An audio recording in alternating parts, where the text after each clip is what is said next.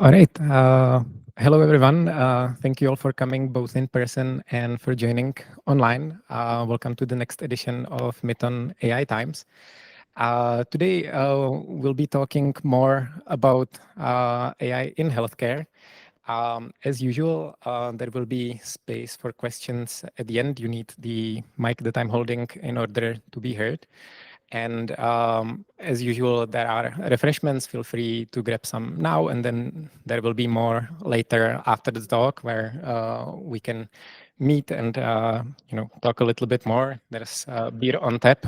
This time there really is beer on tap. And without further ado, let me introduce today's speaker, Professor Jan Kybic from the Faculty of Electrical Engineering at CTU in Prague, where he leads a biomedical image analysis group at the Department of Cybernetics. He obtained his PhD in biomedical image processing from EPFL in Switzerland, and after that, he worked as a postdoc researcher at INRIA in France. And I believe that he doesn't need too much introduction because he has several thousand citations of his scientific papers. Today he prepared, I think, great overview of machine learning for medical image analysis. So the floor is yours. Thank you.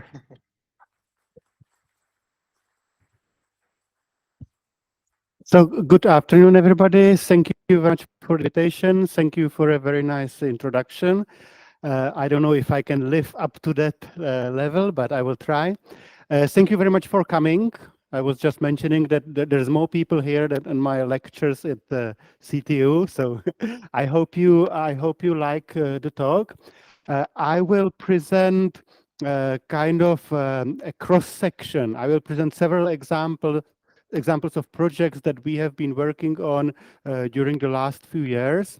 Feel free to ask questions both during the talk, also at the end of the talk if you want.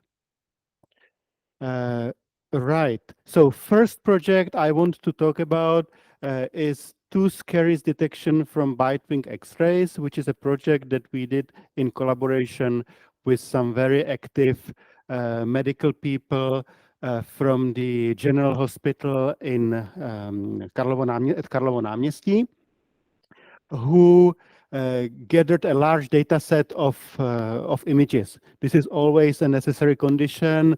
If you want to apply deep learning methods, you need large databases. In this case, it worked. And the other interesting thing about this project is that most of it is a diploma thesis of one of my students, a very good student, I must say. So tooth caries means that your teeth get kind of damaged because of unhealthy environment in the mouth. And the interesting thing is that tooth caries, that's actually the most prevalent chronic disease, that there's a lot of people suffering from this disease. When you go to your dentist, he or she will do some examination by touch, by view. But if your dentist is not sure, they would do X-ray image. And the most common type of X-ray image is called bite-wing X-ray image, which means they insert a film or a sensor in your mouth, and then they will do a projection from the side, and you will get on one image maybe eight teeth. Now we want to analyze those images automatically. There are many applications of this. One application could be a second reader, because there is a single dentist in the office and a computer could say, oh, pay attention to this area, maybe there is a problem there. It could be also automatic dental record annotations, because the dentists, they are supposed to take records, but sometimes they don't have time for it. So here the computer could help. And also training, where you are training new dentists, they should study a lot of images, but somebody needs to annotate those images. So this could be a computer. And this work was actually published in not one, but two journals. So I'm very happy about it. So here's how it looks. So you see a bite-wing image. It's an inverted image, so when there's a high density, you see white image. Um, the the two caries, those are those darker regions. Sometimes it's obvious. Sometimes even a non-expert could identify those lesions, but sometimes it's more difficult to actually recognize them, and sometimes, quite often, as you will see, even the experts don't agree on the annotations.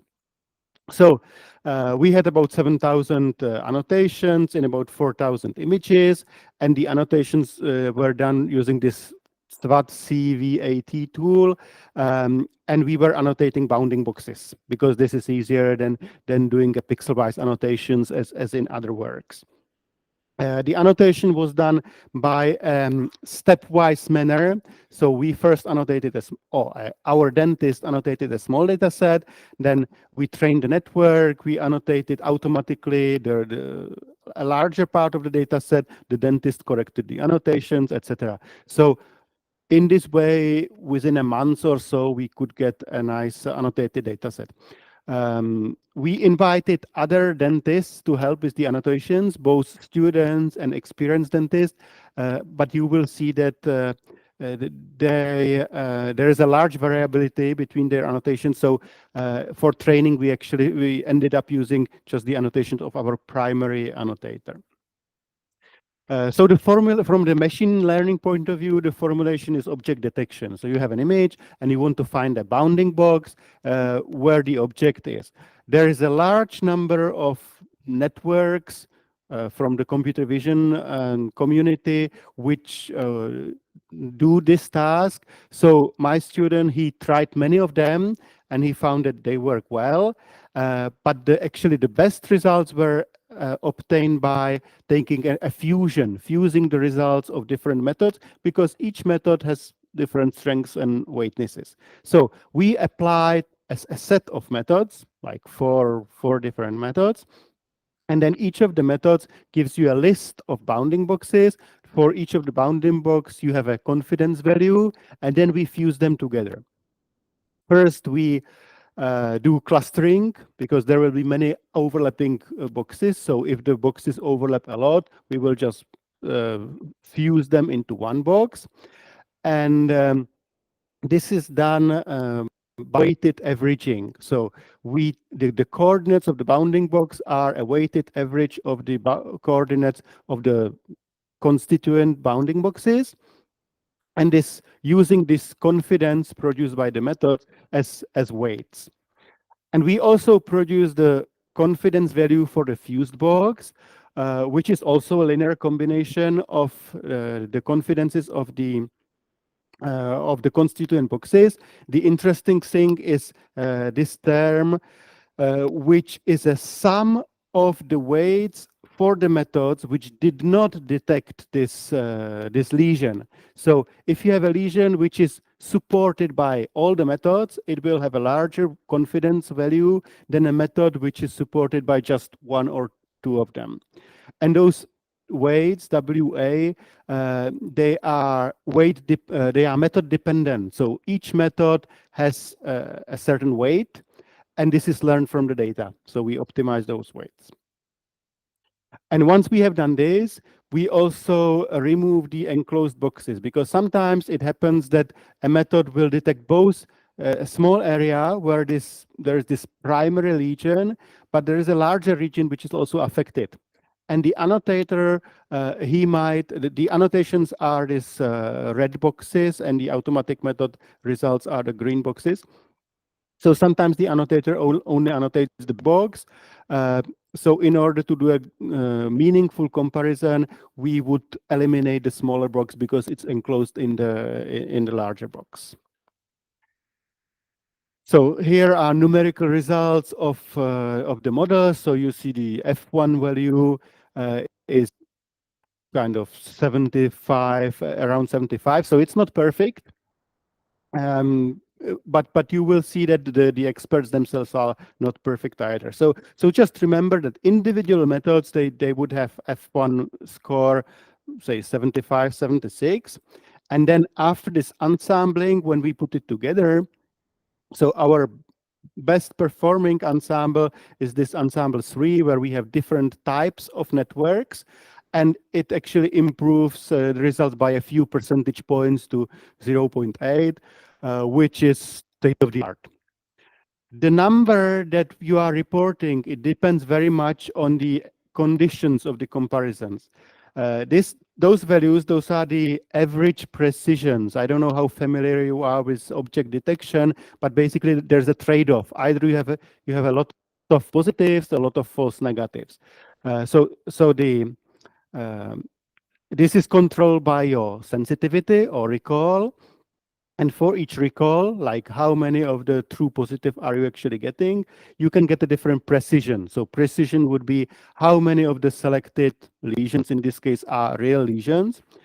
So those two values are interdependent, and this average precision, this is the average overall recalls of the precision.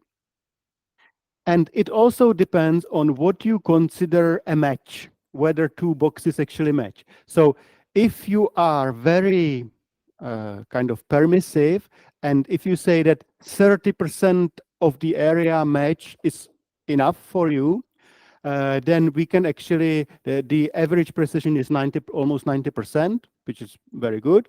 But when you are more strict, you say you want a 75% overlap, then this would drop dramatically. And it also depends on the size of the lesion. So those are those suffixes. So for medium-sized lesions and large-sized lesions, it works well. But for smaller ones, it's more difficult. And it's because the small lesions, even the experts sometimes are not sure if it's really a lesion or just some artifact. Right. So now this promised slice on the variability. So on this slice, each color belongs to one annotator. We had 5 expert dentists and 3 novices, like students of dentistry, and they all annotated 100 images. And you see that their annotations, they are very widely differing. So some areas were annotated by just one of the annotators. Then most of them agreed on this lesion, but the bounding box that they chose, okay, we gave them instructions, make the smallest possible bounding box, like enclosing tightly the lesion, but still they have chosen very different bounding boxes. So in this sense, it's very difficult for the algorithm to actually guess what annotations the dentist would do. Sorry. Uh, so we were like confronted with the area, with the problem, how do you actually evaluate the performance of the algorithm if even the experts don't agree? So we came up with many different methods. So this is one of them.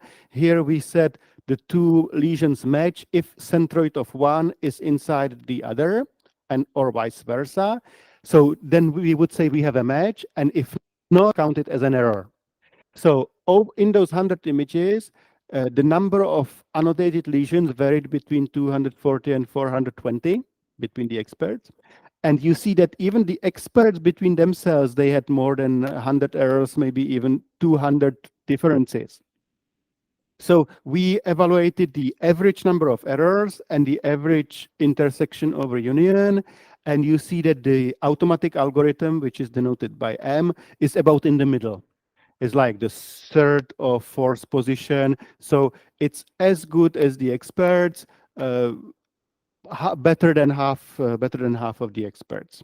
And we have some statistical analysis on this. And this is another comparison where we made an average only over the experts, and you have the average intersection over union on the vertical axis and total number of errors on the horizontal axis. So the best algorithm would be somewhere here, and you see here we have the original annotator. This is the automatic method. Here are most of the experts. This is an outlier expert. Here are the novices. So the machine learning algorithm is performing very well, I would say. Okay, so this was very quickly the overview of the first project. So if you have questions to this one, you can ask them now. Yes. Give me 1 second. Sorry. I just wondered if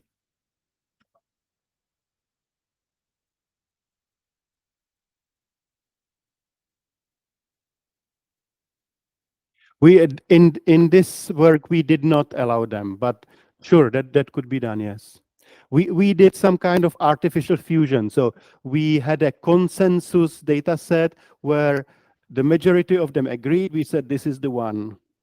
Yeah. Okay, let's go to project number 2. This is about drug discovery and classification from microscopy images. So what do we mean by this?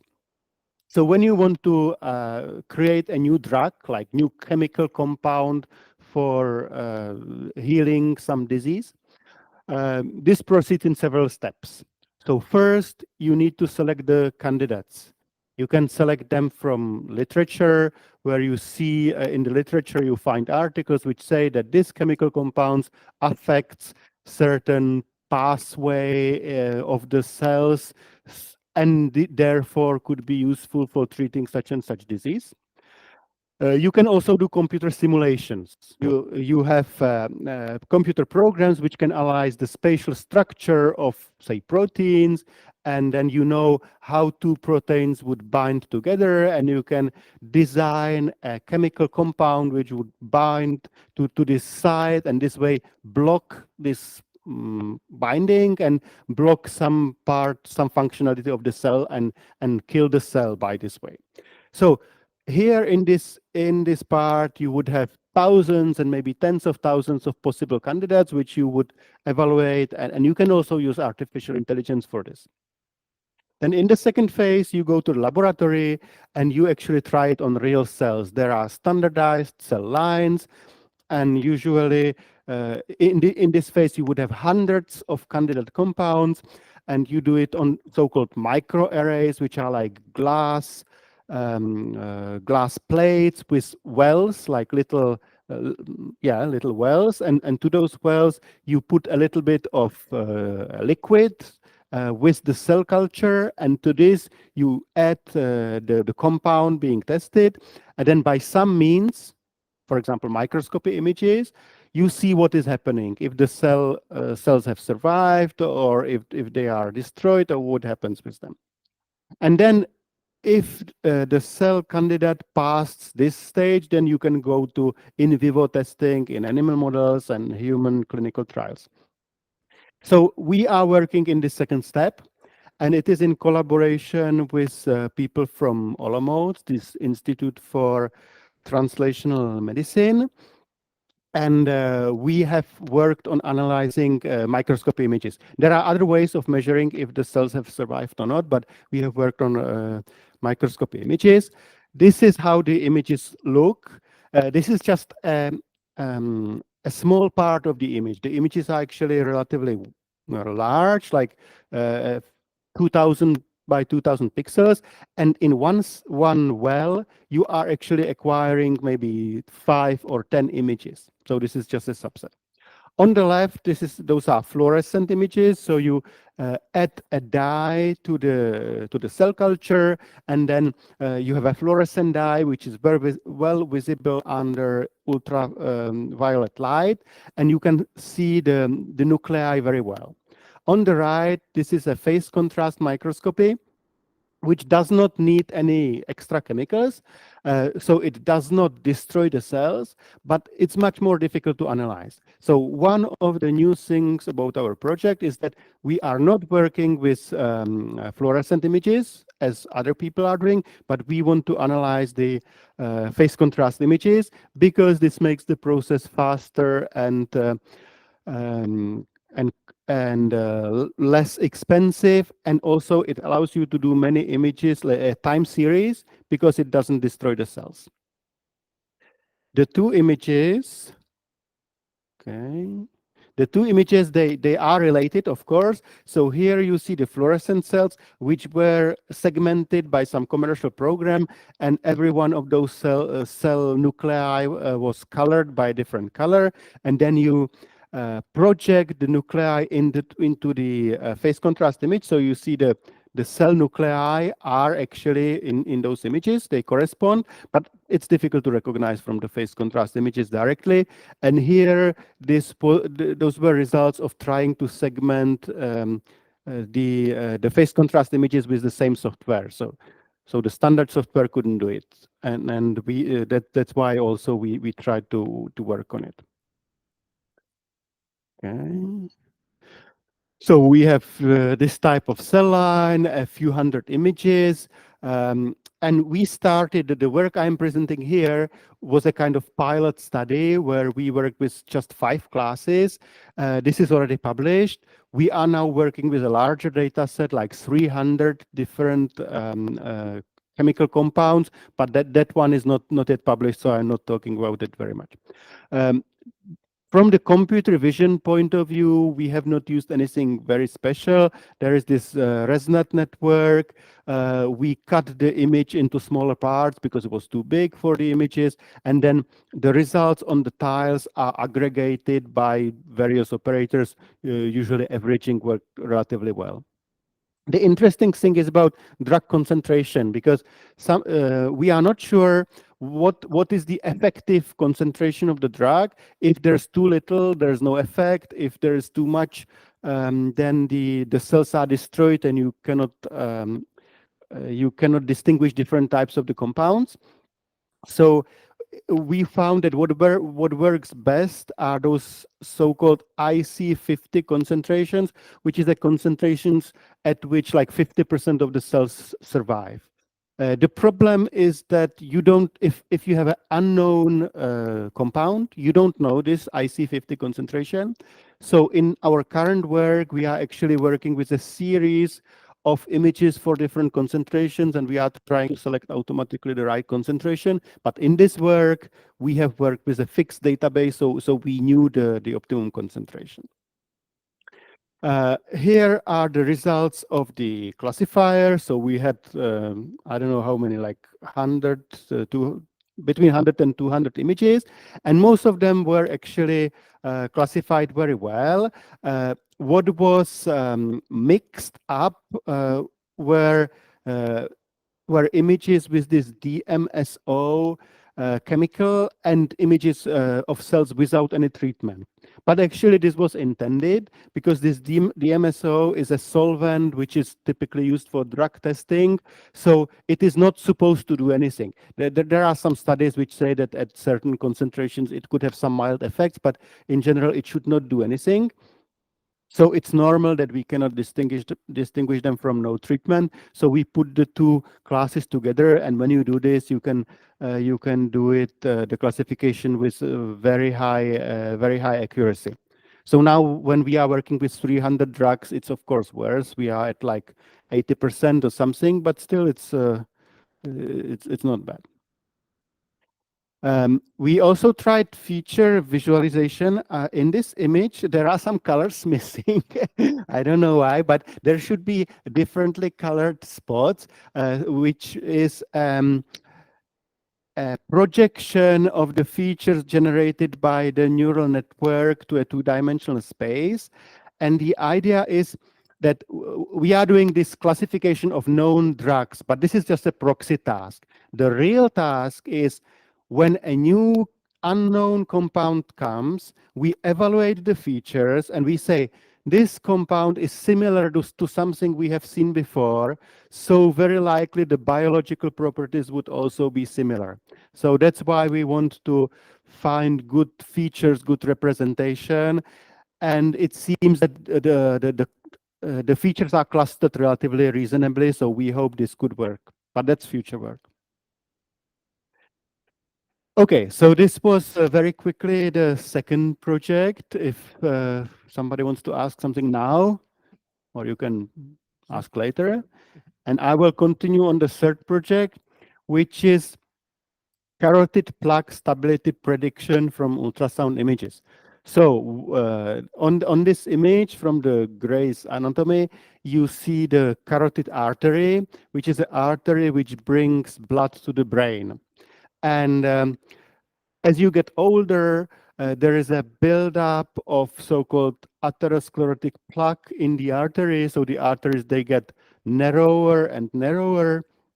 And at certain point, the artery can be either blocked completely, so there's no blood to the brain, or what can happen is that part of the plaque can break away, dissociate, and then it would travel, and it could either block something in your brain or block something in your heart. And in both cases, this can be very dangerous. So it is interesting to predict if the plaque is stable or not. By stable, we mean that it will stay like this, there's no treatment required. By unstable, we mean it will either get bigger, like grow, or it could break away.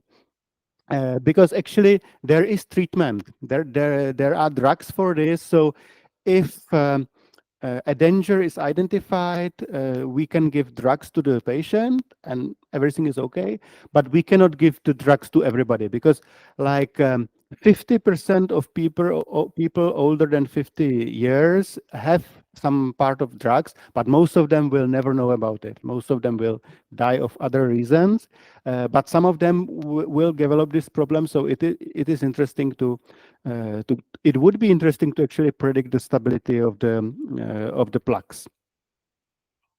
So what we have are ultrasound images. They can be either longitudinal, this is the carotid artery, or transversal. And in this image, you see this little thing, this little shadow, which would be the plaque, something which builds up in the artery and can block it later.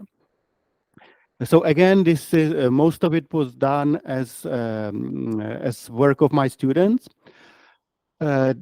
But we had a nice data set, also in collaboration with people from, this time in collaboration with people from Ostrava, who had assembled a data set of 400 patients, and they were following those patients over 3 years with regular examinations. And they said they measured the thickness of the plaque at the beginning, at the end, and then we are trying to predict from the images at the beginning if the plaque is going to grow during those 3 years or not. So there are about 7,000 of images, but we only have annotations, but that's because at one examination you take a lot of images. We actually have only annotations per patient. So we have like 400 annotated data points. And there is another data set which we have used for training. What the algorithm does, first we have to distinguish different types of images, then you have to find the carotid artery, then you segment the carotid artery, like finding the lumen, the center, the plaque, and the surrounding wall. Then we calculate some descriptors, and then we try to estimate the stability. We have a follow-up work when those last steps are replaced by deep learning, but that's not yet published and the results are not much better. So this is what I'm presenting here is a more classical approach, I would say. So those are the kind of images that we have, but we are only using those two. The localization is based on, I think I have it somewhere. So again, some standard object detection techniques, and the localization actually works very well. We have in like 98% of images we can localize the carotid artery very well. Faster RCNN. Which is trained on 150 images, and it works relatively well. Yes. Then the second step is segmentation. So as I said, we are segmenting it into 4 classes. And on those 2 cases, it works well. It does not work always so well. The difficulty is distinguishing the plaque, this region, from the wall. And as before, it turns out that even the experts are sometimes not sure. Like we had some annotations by medical students, and this did not agree with the annotations of the professor. So it's a difficult task. This is the major point that we need to work on. Those are segmentations on the longitudinal images, where we, at some points, even the experts said we are not sure where the wall of the artery actually is. So we introduce a new class, maybe wall, so that the algorithm is not penalized whatever class it chooses there. The segmentation uses UNet, some variants of UNet. It's again, in this first phase, it was trained again on 150 images. And as you see, the segmentation accuracy on the lumen, which is like the black part where the blood goes, and the wall is relatively well, but they're relatively good. But the problem is distinguishing between wall and plaque, where sometimes the accuracy is really bad. But we are working on it. So once we have the segmentation, we calculate some descriptors, both from the medical literature. Like, for example, it is known that relative stenosis is a factor. Like if the vessel is almost blocked, it's highly likely that there would be a problem. But also some texture wavelet descriptors, for example, that we could find. And we found from statistical techniques that indeed those descriptors which describe the size of the plaque, they are correlated with the outcome, statistically significantly correlated. The other descriptors sometimes yes, sometimes no. And then we trained a classifier. In this first phase, it was just a random forest classifier, which is very fast to train, very fast to test. And the accuracy that we got was about 60%. So it is better than random guessing, but it's not it's nothing spectacular. But this is actually the state of the art. Like in the literature, it turns out that it's we cannot do it much better. And our interpretation is that there are many factors affecting the results. So one thing is how your plaque looks, but also there can be some your lifestyle, for example, some biochemical parameters of your body which are not detectable from the ultrasound. So this is still a work in progress. Right. So the new work that I'm working on currently, there we try to improve the annotations, improve the segmentations with weak annotations, just a few dots, adversarial networks to learn how the correct annotation, how the correct segmentation should look like, techniques like this. Right. So this was the end of the topic number 3. And I have a few remaining minutes to talk about topic number 4. If there's no other questions, yes?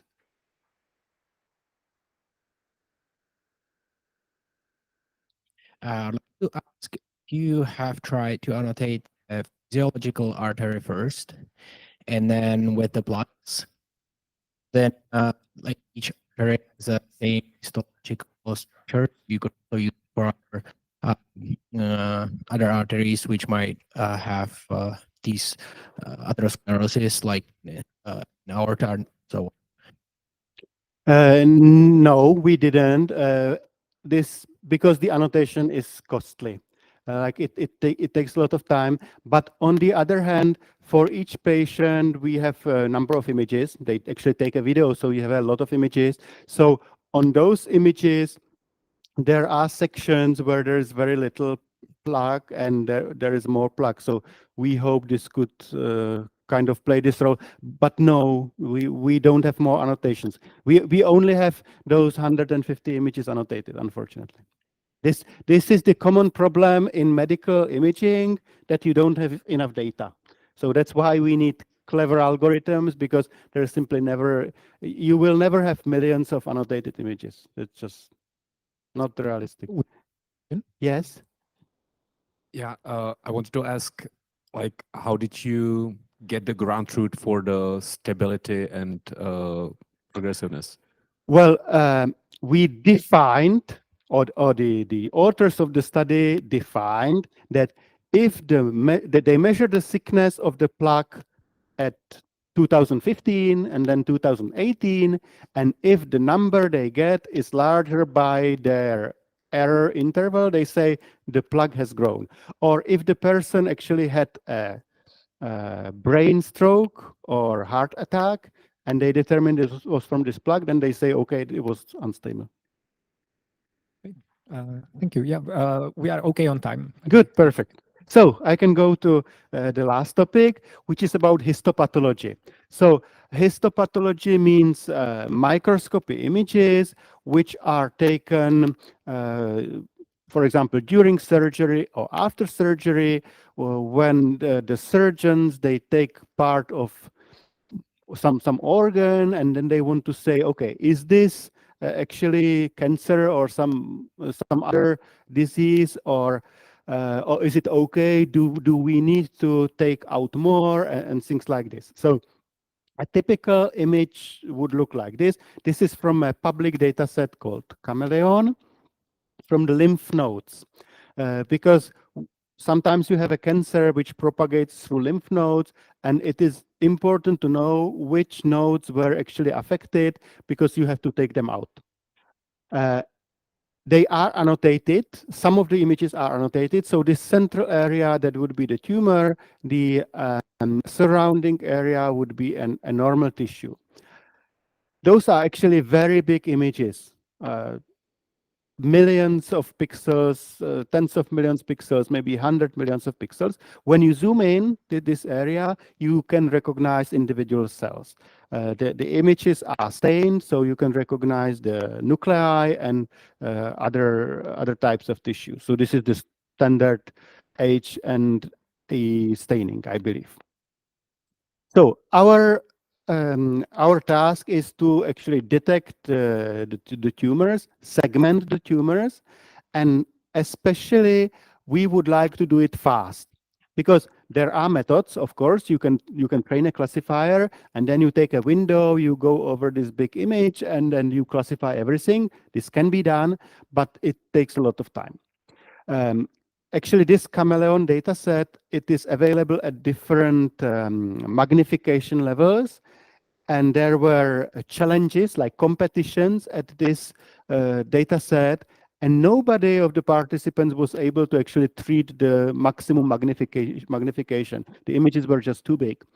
So that's why we tried to find a way how to do it faster. And the idea is to mimic what the expert does, because the expert will also not go through the whole slide. The expert would identify suspicious regions from this low magnification image, and then the expert, they would change the magnification on the microscope and look in detail. And maybe they would increase the magnification several times to examine few areas of the slice, and then they will yield a decision. So we want to do the same thing, basically. There are approaches like this in computer vision. Those are called visual attention or glimpses, where your neural network starts at a certain point, and then it predicts where it should look next. So there were articles like recognizing, say, numbers, and then you would look at one digit, and then you would see, okay, maybe there should be another digit nearby, so I will look nearby, things like this. So we want to do the similar thing, but we will do it with this zoom in approach, so that at every iteration we will increase the scale, we will increase the magnification. So we actually built a tree. We in the previous work there was a chain. Now we have a tree. So at every level we increase the scale. We increase it by 4 times actually.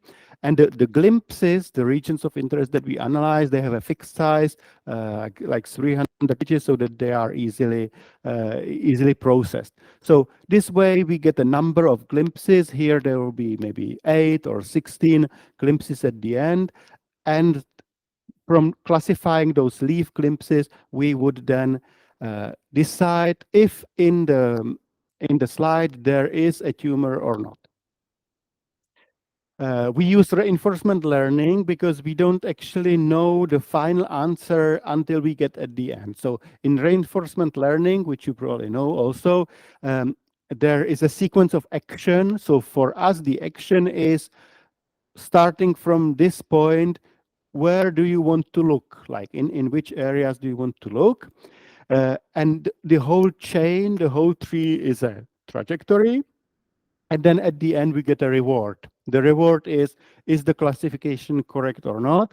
And then if we classify correctly, then we will reward all the actions along the chain, which was led to this correct classification. If the classification was not correct, we will penalize. Right. And one little modification is that we also want to train from global annotations, meaning that we don't have pixel-wise annotation where the tumor is, but we just know there is tumor in this slide. Because in a follow-up data set, Chameleon 17, they also only have those global annotations. They don't give the pixel-wise annotations, which are very expensive to obtain. So what we do is that we start from the large scale image, and then there is what we call PolicyNet, which estimates the probability of the tumor being somewhere. We get a probability map. This probability map is transformed by a Boltzmann transform. I will talk about it in a minute. And based on this, we do random sampling of the location. So we will sample from the locations where the PolicyNet thinks there could be a tumor. And so, for example, we get those 2 points, we get 2 glimpses around those 2 points, and then we do it several times. So then again, in this area, we will run this PolicyNet, and then we will sample from those areas where the PolicyNet thinks there could be tumor. And when we stop, we will get like 4 glimpses at the finest level, which we will classify and then get the final result, which will be, for example, the maximum. Like if this is multiple instance learning. If there's any tumor anywhere, we want to label the image as positive. So this sampling, we are using this Boltzmann transform or Boltzmann exploration. And the idea is that there is a parameter, temperature. And if you start by high temperature, then the sampling will be almost uniform. In the beginning, when the network is not yet trained, the network is not very good. So we will just sample everywhere. And then during training, we will decrease the temperature and we will trust the policy network more and more. So at the end, we will only take points where the policy network tells us that the probability is high. And then we do some non-maximum suppression so that we don't have glimpses very close to one another, so that we use our available glimpses efficiently.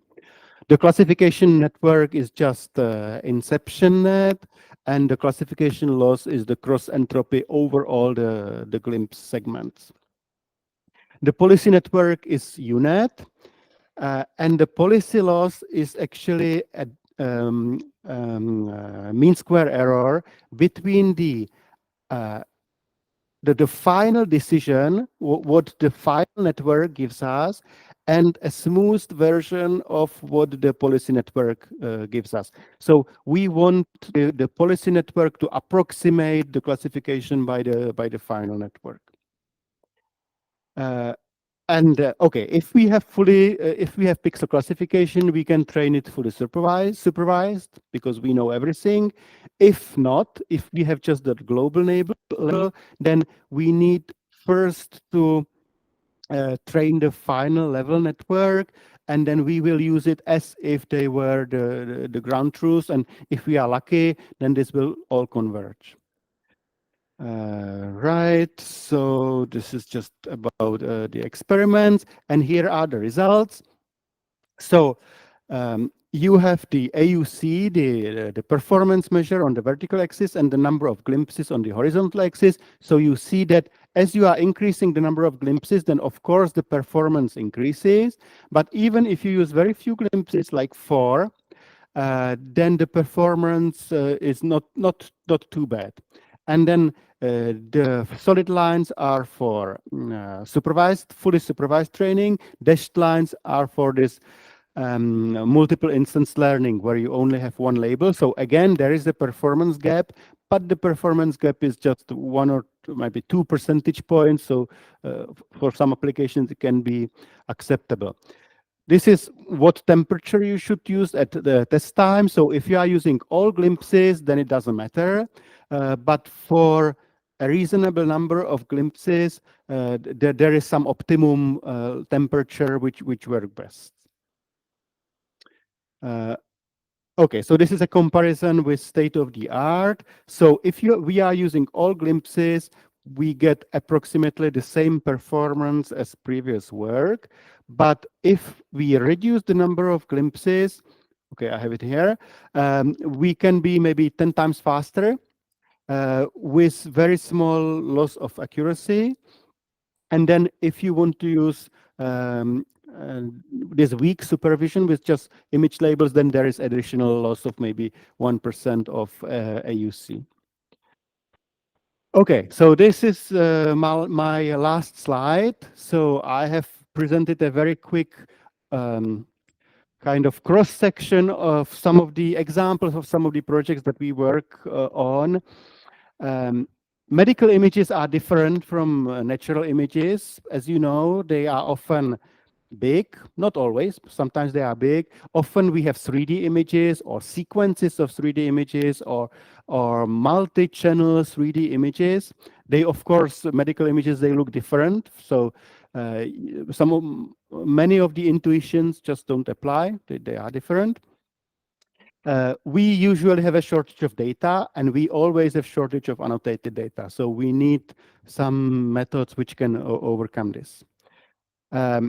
If you have enough data, you can almost always reach human level performance. So if an expert can do something, you have the data, you can achieve a human level performance. But it does not mean that you can actually detect this disease perfectly, because often there are some other factors which are not visible from the images. Okay, so thank you very much for your attention, and I'm ready to answer your questions. Yep. Let us thank the speaker, please.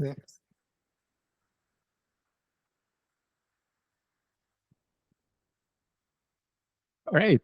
So if you have a question in the room, just raise your hand. I'm going to give you a mic. If you have a question and you're online, also please raise your hand, and I will give you some space. So are there any questions? Oh.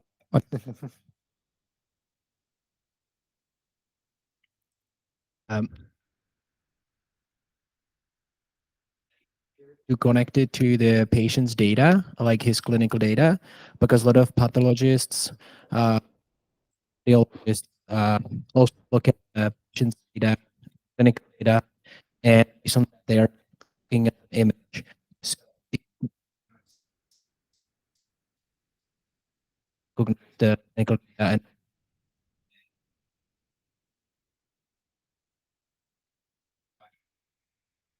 I think the question was about connecting with other clinical data. This is a very good point. Yes, of course, this would be useful. So for the carotid artery, we have some basic information. So we know the age, we know if it's a male or female, we know the body mass index, we know if the person is smoking or not. And there is some small correlation, yes. So it can improve the results a little. Yes, the more data that we have, the better it is. This question of using large language models or something to extract the data from written reports, that's a completely separate research topic. This is also useful. So I hope that in the future we will have structured data, but for the moment, yes, it's useful to use models to extract the data, yes.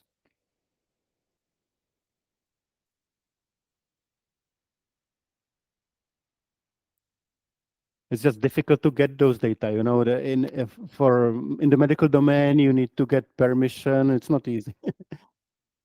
My question is in the second part. you said you chose to use ResNet 18. Is there a reason why not to use, for example, EfficientNet, which I believe has better results on, for example, like ImageNet? There's no particular reason. You could certainly use EfficientNet. I forgot which one it was. Usually the differences in performance are not very big. So yes, it could help a little bit, but I don't think there will be a major difference. But yes, you could. All right. Any other questions?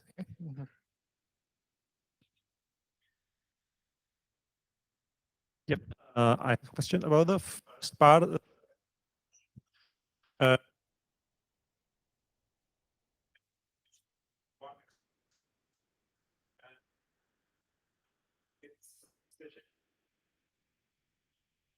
Train, like you train the network to work as an expert, only one particular expert.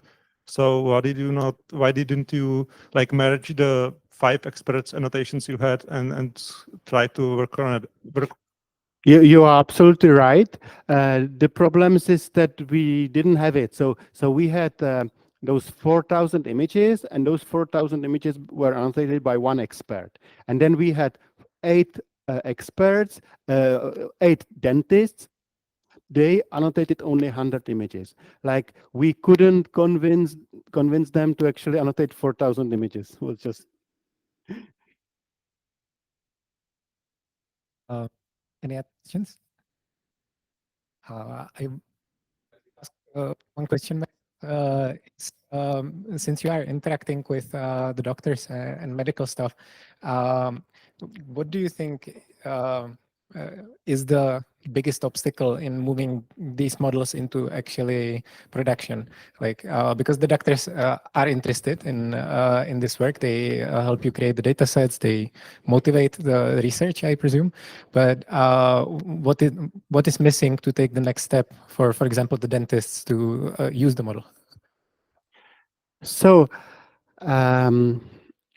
this is a research work.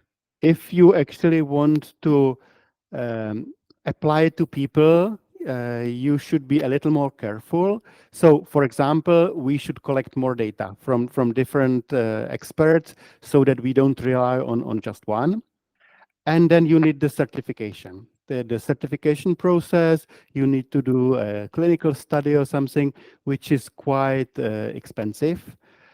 So I think you would need some industrial partner for this. But in principle, it could be done. Like, for example, for this tooth caries detection, we have all the technology. There is nothing missing, just needs a little more data and a lot of paperwork, and it could be done, yes. Right. Thank you. We have one more question. Right.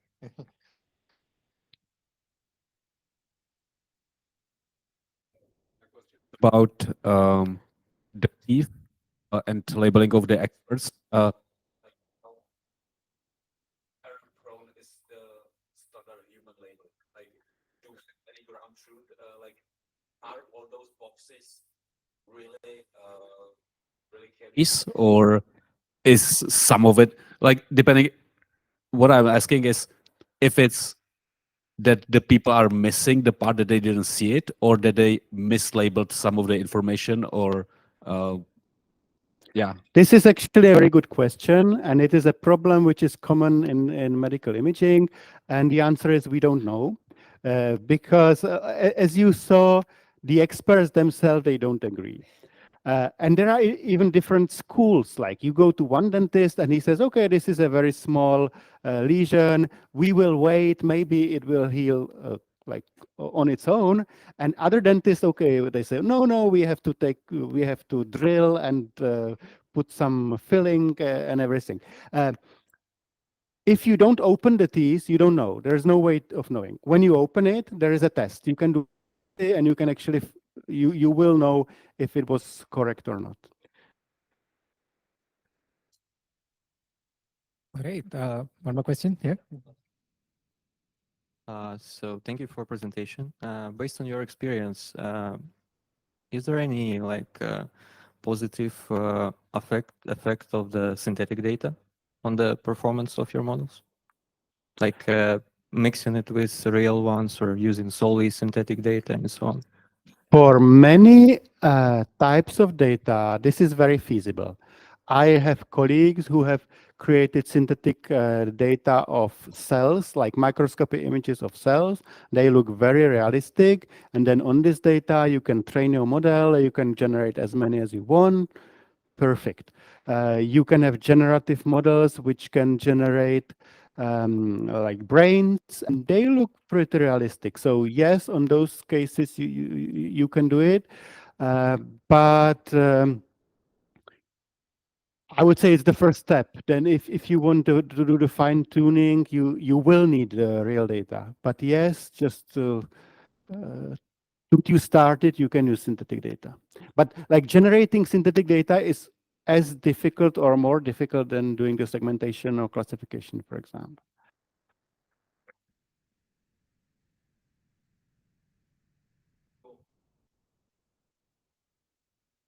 Right. So of course there are methods like using the GANs to generate more training data.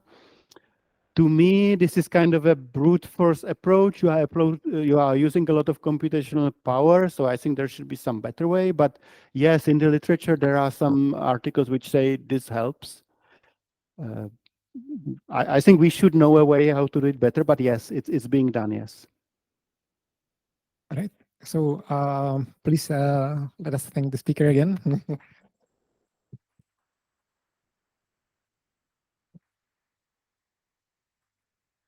So a little bit of organizational info. We do not have the date of the next Meton AI Times meetup yet. We will post it on Meetup.com. We will be happy if you join us again. And yeah, please, if you're in person, feel free to stick around. There's a lot more refreshments in the other room, including drinks.